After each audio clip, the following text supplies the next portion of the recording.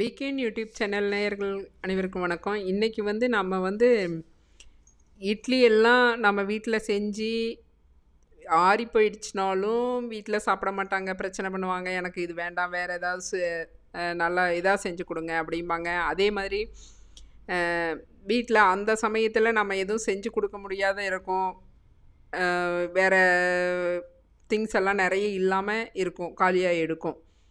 அந்த மாதிரி சமயத்துலையெல்லாம் நாம் தடுமாறுவோம். என்ன செஞ்சு கொடுக்கறது, அவங்க பிடிக்கிற மாதிரி வேற செஞ்சு கொடுக்கணுமே, என்ன பண்ணலாம் அப்படின்னு நம்ம யோசிப்போம். எல்லா சூழல்லையும் எல்லாம் ஒரே மாதிரி இருக்காதுல்ல. அந்த சமயத்தை நம்ம பேஸ் பண்ணுறது தான் ஹைலைட்டு. அப்படி ஒரு சுச்சுவேஷன் வரப்போ நம்ம நிறைய நம்மளே இட்லி எல்லாம் கொஞ்சம் மீந்துடுச்சுன்னா அதெல்லாம் சாப்பிட முடியாதுன்னு தூக்கி குப்பையில் போட்டுருவோம். ஏதாவது ஃப்ரெஷ்ஷாக செஞ்சு சாப்பிட்லாம் அப்படின்னு நினைப்போம்.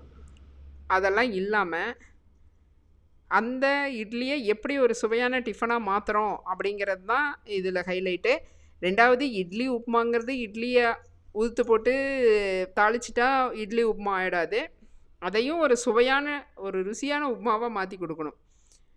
அந்த மாதிரி செய்கிறது தான் சிறப்பு.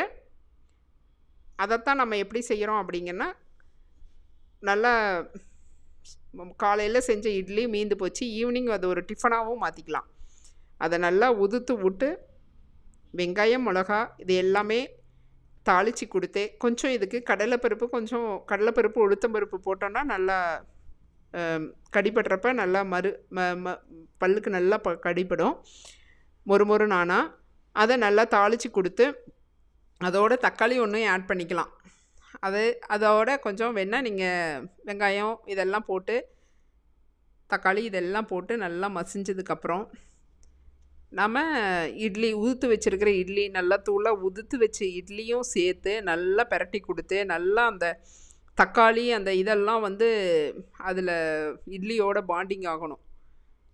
அந்த மாதிரி ஆனதுக்கப்புறம் நம்ம இதில் ஒரு அரை சைஸ் லெமனை புழிஞ்சு கொடுக்கணும். புழிஞ்சு கொடுத்தோன்னா அந்த புளிப்பு, தக்காளியோட லைட்டான புளிப்பு, இனிப்பு சுவை இதையெல்லாம் சேர்ந்து பாண்டிங் ஆனதுக்கப்புறம் ஒரு ஸ்பூன் இட்லி பொடி இதில் நீங்கள் தூவி, மல்லித்தலை தூவி, இதையெல்லாம் ஒரு பெரட்டி நல்ல சூட்டோடு நம்ம சாப்பிட கொடுத்தோன்னு வச்சுக்கோங்க. இது மீந்து போன இட்லியில் செஞ்சது தான் அப்படின்னு கண்டிப்பாக யாருக்குமே தெரியாது. அவ்வளோ டேஸ்ட்டாக இருக்கும், வித்தியாசமாகவும் இருக்கும், விரும்பியும் கேட்டு சாப்பிடுவாங்க. இட்லி செஞ்சால் இனிமேல் இந்த மாதிரி செஞ்சு கொடுங்க அப்படிம்பாங்க. இதே மாதிரி செய்யுங்க. பிக்யூன் சேனலை லைக் பண்ணுங்கள்.